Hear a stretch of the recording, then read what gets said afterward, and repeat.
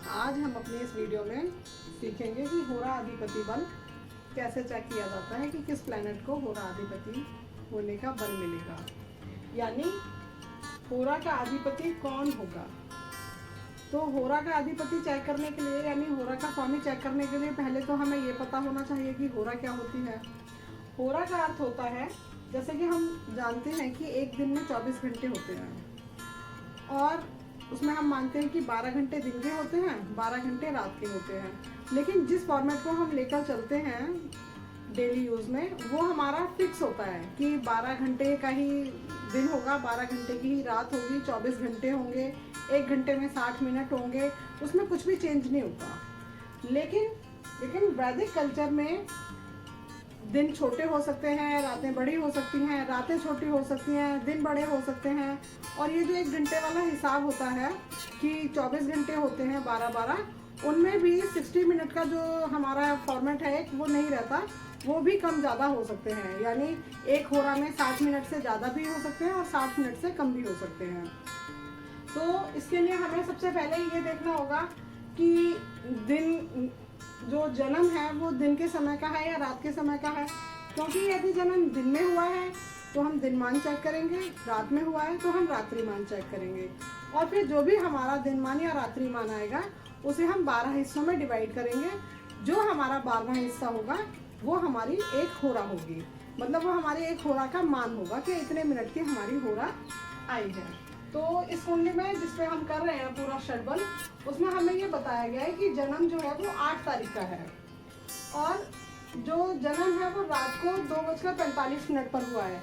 यानी यदि हम वैदिक कल्चर के अनुसार समझेंगे तो हम ये कहेंगे कि जन्म 8 तारीख को नहीं बल्कि 7 तारीख की रात को हुआ है और उस दिन शनिवार था। तो इसमें हमें रात्रिमान निकालना होगा और रात्रि जो है हमें वो 7 तारीख की लेनी होगी। यानी 7 तारीख के सूर्य अस्त के समय को हमें माइनस करना होगा अगले दिन के सूर्य उदय के समय में, क्योंकि ये सूर्य अस्त के बाद का जन्म है और अगले दिन सूर्य उदय से पहले का। तो यहाँ पे हमें ये बताया गया है कि जो सूर्य अस्त है 7 तारीख को वो 18:38 पर हुआ है। 18:38 का मतलब हुआ कि 6:38 शाम के, क्योंकि यहाँ पे हमने 24 घंटे वाला फॉर्मेट ले रखा है। हमने ये मान रखा है कि रात को जो 12 बजे का टाइम होगा उसे हम 24 बजे मानेंगे। और क्योंकि हमें अगले दिन के सुबह सूर्योदय तक जाना है तो हमें जो 6 घंटे का टाइम है ये उस 24 में ऐड करना होगा। तो हम ये समझेंगे कि अगले दिन जो है 30:06 पे सूर्य उदय हुआ है, अगर हम 7 तारीख के सूर्य अस्त से चलते हैं आगे। और इसमें से हम ये 18 घंटे 38 मिनट को माइनस करेंगे तो हमारे पास आ जाएंगे 28 मिनट 11 घंटे। यानी जिस रात्रि में ये जन्म हुआ उस रात्रि का मान था 11 घंटे 28 मिनट का। यानी यहाँ पे हम देख रहे हैं कि रात्रि जो है वो छोटी है, यानी दिन बड़े होंगे क्योंकि वो तो 24 घंटे का ही रहेगा। अब हमें इस 11 घंटे 28 मिनट को 12 हिस्सों में डिवाइड करना होगा, वो हमारी एक होरा का मान आएगा। अब अगर हम 11 घंटे को अगर हम 12 से 12 हिस्सों में डिवाइड करेंगे तो वो मुश्किल होगा, इसलिए हम इसे पूरे को मिनट में चेंज कर लेंगे और फिर हम उसे 12 से डिवाइड करके उसकी वो होरा निकालेंगे। तो ये आ गया हमारा 688। अब ये मिनट है हमारे 688, इसको हम 12 से डिवाइड करेंगे तो हमारा वो एक होरा का मान आ जाएगा।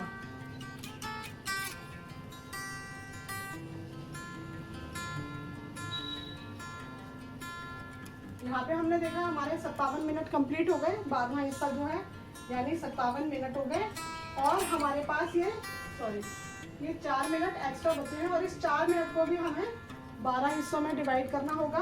तो इस 4 मिनट को पहले हम सेकंड्स में चेंज कर लेंगे और फिर उसको 12 से डिवाइड करेंगे। तो ये हमारे पास आ गया 20 सेकंड। यानी जो एक होरा का मान है वो हमारा आया 57 मिनट 20 सेकंड। यानी यहाँ पे एक होरा 57 मिनट 20 सेकंड की है, पूरे 60 मिनट की नहीं है। अब हमें ये देखना है कि ये जो हमारी होरा का मान निकला है उसे हम सूर्य अस्त के समय से आगे चलेंगे और ये देखेंगे जन्म के समय तक कितनी होरा कंप्लीट हो रही है। यानी जो जन्म हुआ है वो पहली होरा में हुआ है, दूसरी होरा में हुआ है, तीसरी होरा में हुआ है, तो हमें ये चेक करना होगा।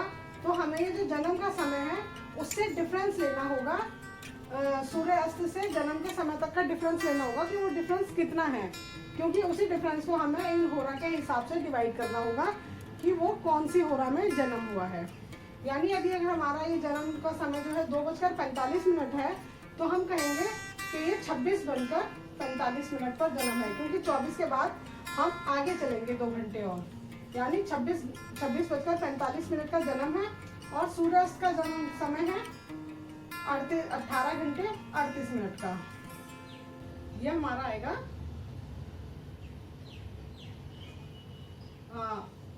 8:07। यानी सूर्य अस्त से लेके जन्म समय तक का जो डिफरेंस है वो 8:07 का आया है। यानी हम कैसे समझेंगे कि ये कौन सी होरा में जन्म हुआ है?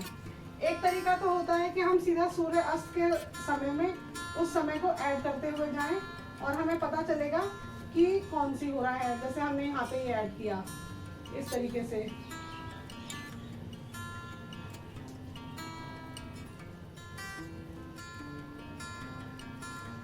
अब हमने देखा कि 18:95 आया। इस 95 में से हम 60 अगर इधर ले लेंगे तो यहाँ हो जाएगा 19 घंटे और यहाँ पे ये हो जाएगा 35 मिनट और ये 20 सेकंड। फिर हम इसमें 57 मिनट 20 सेकंड ऐड करेंगे।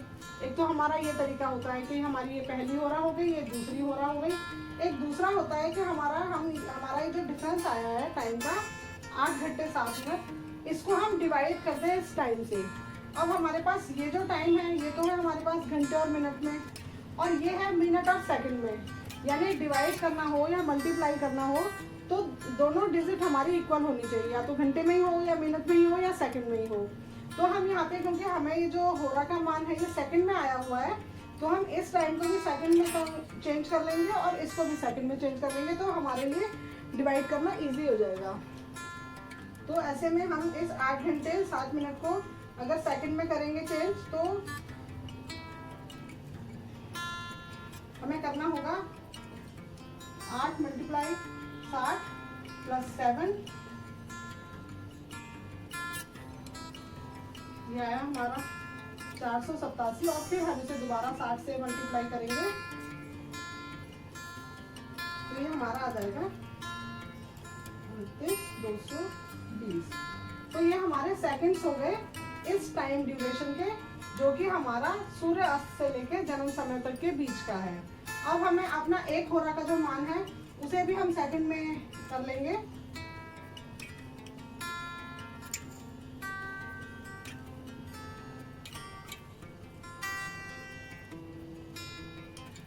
ये आएगा हमारा 3440।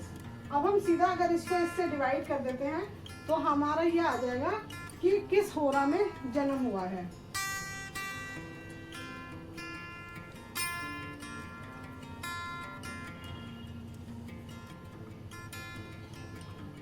यानी ये हमारा आया, इसको हम इससे डिवाइड करते हैं तो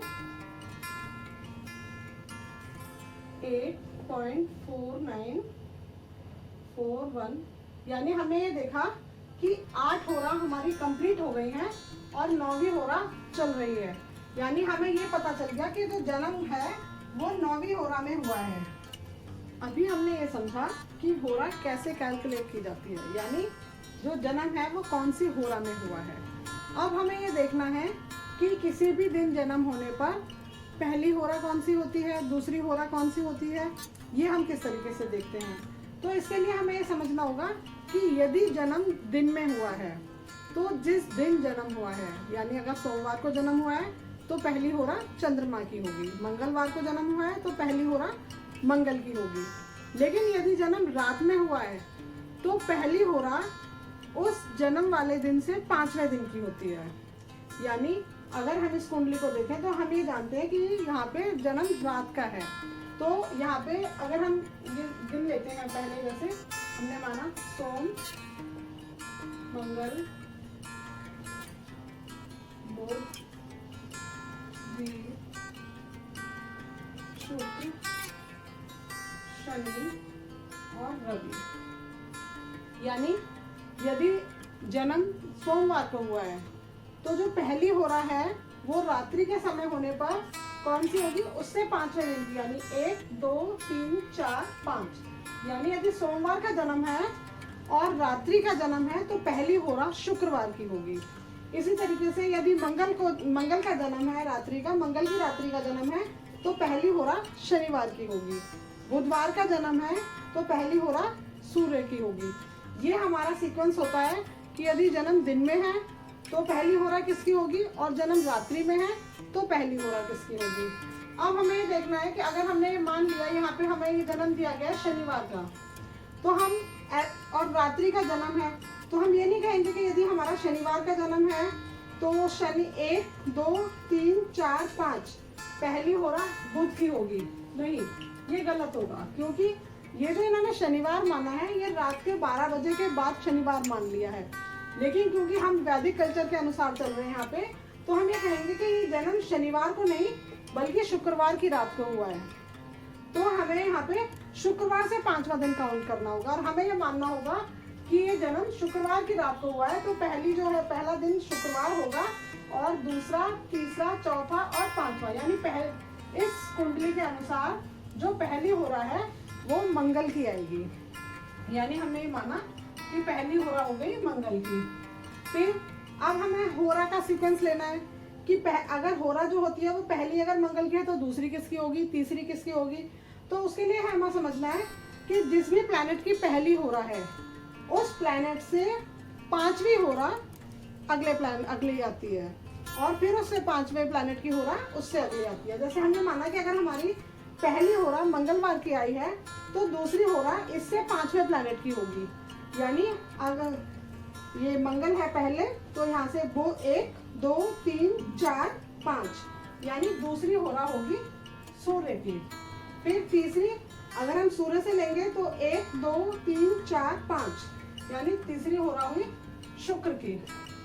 और फिर शुक्र से 1 2 3 4 5 तो बुध की। 1 2 3 4 5 सोम की, यानी चंद्र की। और 1 2 3 4 5 शनि की। फिर 1 2 3 4 5 वीर।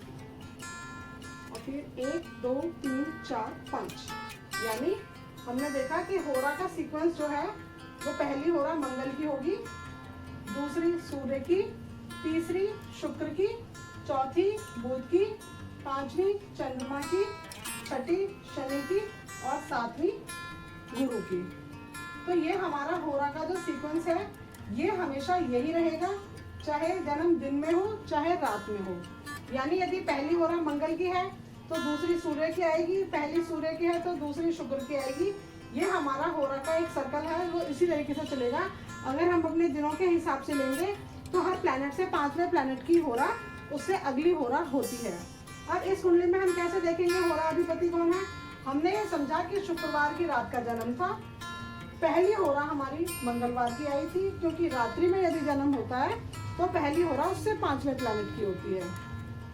तो हमने ये देखा कि पहली होरा मंगल की आई है और हमने ये कैलकुलेट करके निकाला था कि हमारी जो होरा थी वो 9वीं थी। यानी जो सूर्य अस्त से लेके जन्म समय तक का जो डिफरेंस आया था और उसमें हमने एक होरा का मान से उसे डिवाइड किया था, तो हमें ये पता चला था कि 9वीं होरा में जन्म हुआ है। तो इसमें अगर हमारी पहली होरा मंगल की है तो 9वीं होरा कौन सी आएगी, 1 2 3 4 5 6 7 8 9, यानी ये सर्कल इसी तरीके से घूमेगा।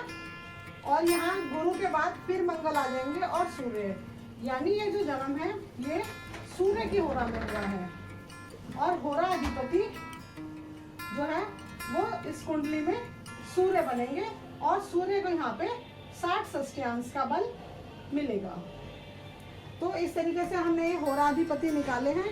ये होरा अधिपति हमारी कुंडली में बहुत महत्वपूर्ण होते हैं, क्योंकि हम ये मानते हैं कि जिस भी जातक का जिस होरा में जन्म हुआ होता है, अगर वो अपनी ज़िंदगी में कोई भी नए काम की शुरुआत करते हैं और उसी प्लैनेट की होरा में करते हैं तो वो हमेशा उनके लिए शुभ फलदायी होती है।